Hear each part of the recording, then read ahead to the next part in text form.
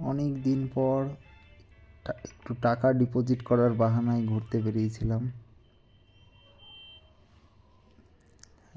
এটা হচ্ছে বিজাপুর শহর, কর্ণাটক স্টেট।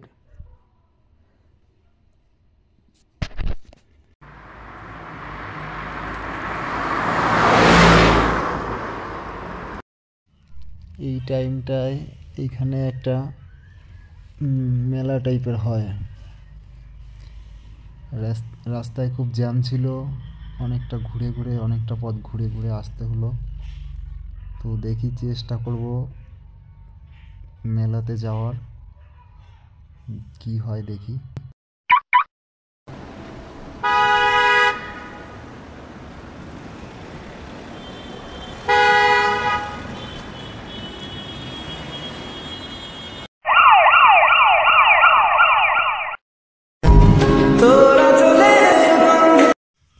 মেলার দিকটায় যাওয়ার অনেকটা পথ ঘুরে যেতে হবে, কারণ অনেক রাস্তাঘাট ব্লক করা আছে।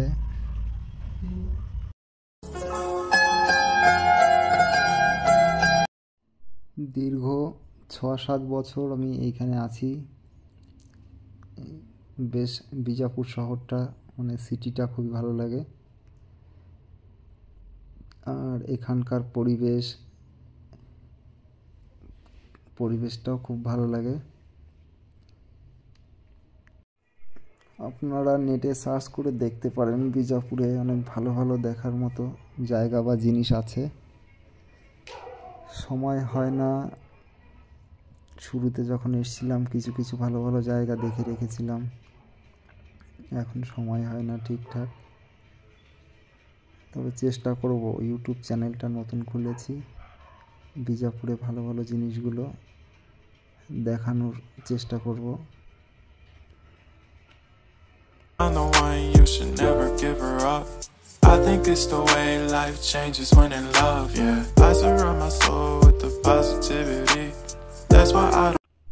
এখানকার রাস্তাঘাট পুরোটা চেনা জানা নেই, 60% হয়তো চেনা জানা আছে। দেখি এই দিকটা দিয়ে যাওয়ার চেষ্টা করব।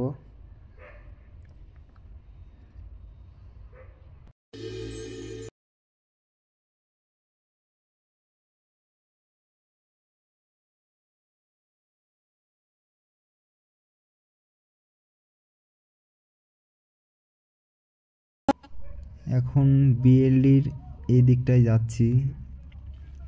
বিএলডি এখানে অনেক বড় হসপিটাল, অনেক দূর দূরান্ত থেকে লোকজন আসে চিকিৎসার জন্যে। এই পাশেই মেডিকেল কলেজ,